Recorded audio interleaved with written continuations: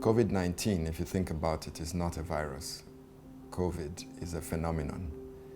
And we have to think about what brings COVID-19 about. Yes, of course it's a virus, but what are the features and the factors that drive a COVID-19 phenomenon?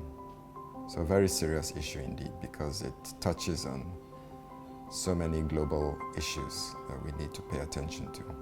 Okay, so I first heard about COVID-19, I want to say in either late December or early January, and I just kept saying, oh wow, China's going through something. This is terrible. Those were my initial thoughts. I didn't associate it with it being so close to home. You know what I mean? Like, you're hearing something and you're understanding that there's something going on, but you don't expect it to reach you. So you don't expect it to hit so close to home. And I wasn't expecting that. It was early in the morning, so my family from the UK had called to say, oh my God, the COVID had come into Nigeria, and of course the first case was in Lagos. So I remember that at that time, my first instinct was, everyone, let's stay at home for the day, because I think it was a Friday.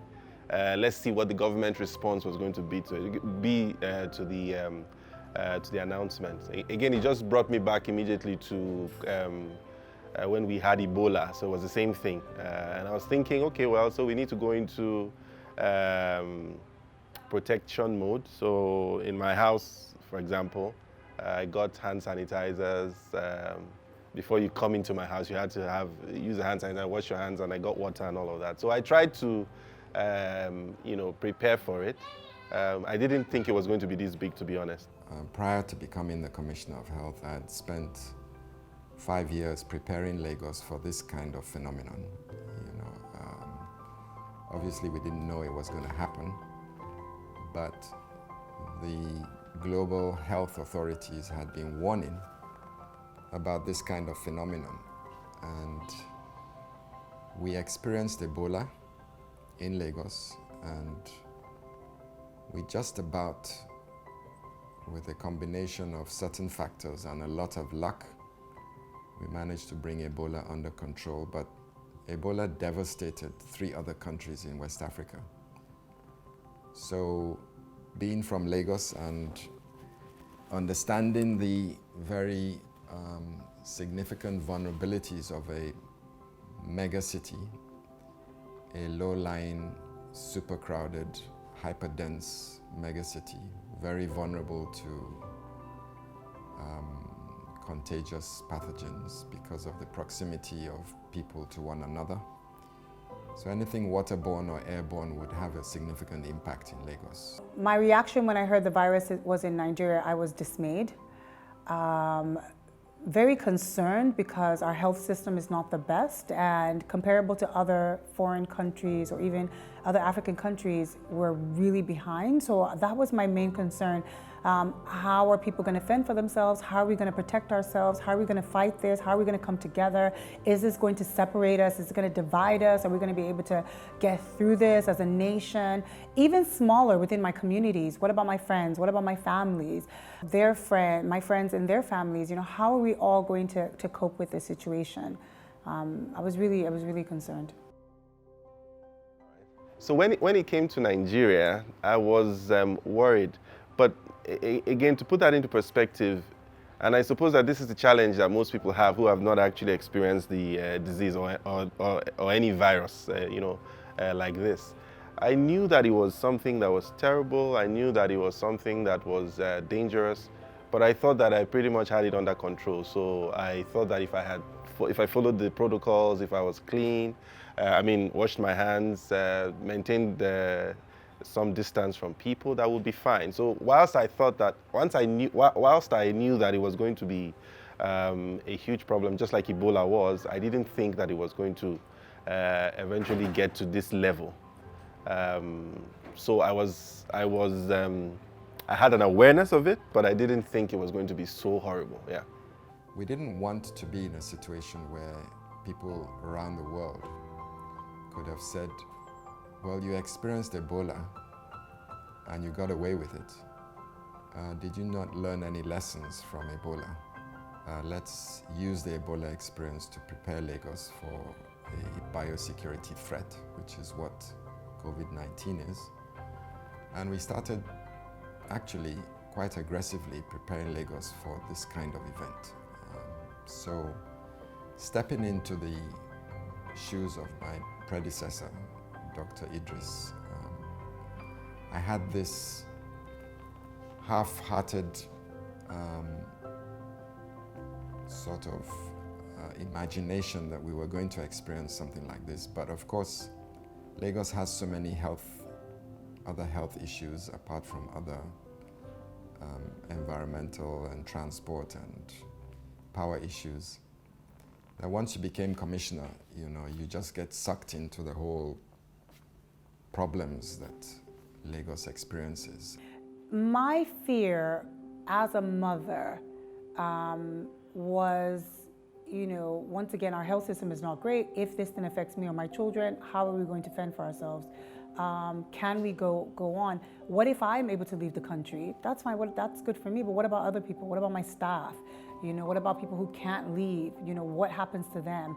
I feel like that's where my fear came from. Is it something that we can actually deal with? Can it be contained properly? And then the reason why is because if someone is stigmatized for having it, they're not going to talk about it. They're not going to tell the next person. We're going to mask it and cover it up, and then obviously it's going to continue to spread, and more people are going to be affected. So that was my fear, is that we're going to have a lot of people that are affected. They're not going to be saying anything. This is going to be spreading at a rapid pace, and we're not going to be able to do anything about it. How did I feel when I first heard that I was positive for COVID-19? So it was a process, because for me initially I was ill. I was in the hospital for about a week before I got tested for COVID-19. All the whilst I was in the hospital, when I was on drips and all of that, I never still believed it could have been COVID-19. I never thought about it. So it was the doctor who said, Emmanuel, I think we should check COVID-19. I mean, your symptoms are not the usual COVID-19 symptoms, but nonetheless, I think the WHO just added diarrhea as part of the symptoms, so let's check. So I wasn't expecting it. Well, this is not a one-man job. You need a great support system, and that comes in multiple dimensions. Professional, friends, colleagues, family. But I have a great team in the Ministry of Health.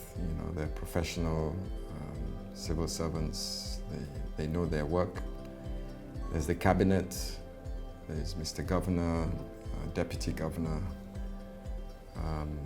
my colleagues, for example, my personal assistant, Kewe, who unfortunately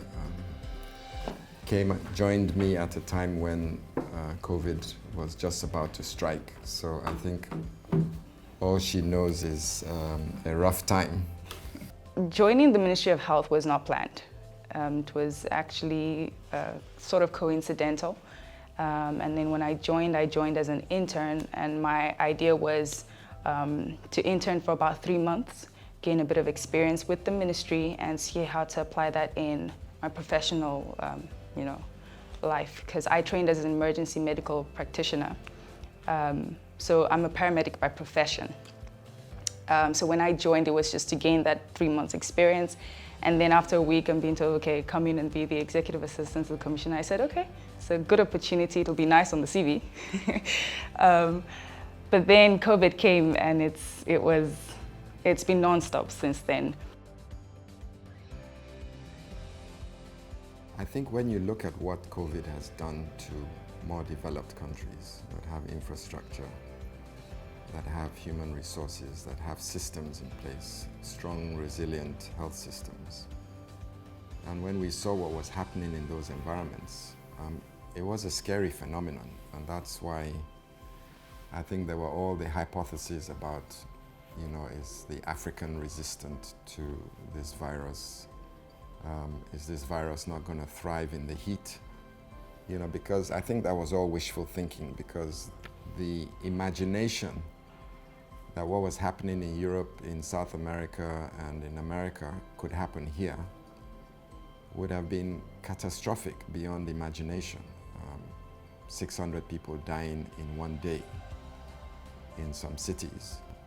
I think I just knew I was carrying the responsibility of the citizens of Lagos on my shoulders, and obviously shared that responsibility with Mr. Governor and the rest of the cabinet. But that's why we're there. And if I'm going to take a bullet, that's why we signed on the dotted line. I think that obviously COVID has changed life. There's a new norm. And the one thing I've had to learn is adaptation. You can't be fixed in how you do things. You have to learn to change and adapt to new scenarios, new events, and just keep moving forward. Because I mean, everything that happens for a reason. It's just how you use it to grow and move forward. So I think that's definitely the one thing I've learned from COVID, adaptation, yeah.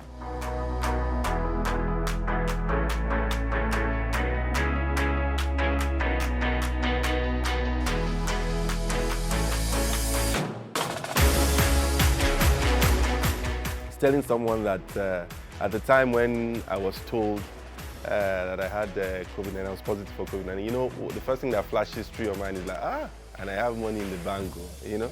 And I'm thinking that, so this thing is not going to, it's going to be useless. So you see the brevity of life, the fact that life is really ephemeral just comes straight to you. I mean, and you're thinking, oh my goodness, have I done all that I need to do, you know? And friends, family, relatives become even more important at that point.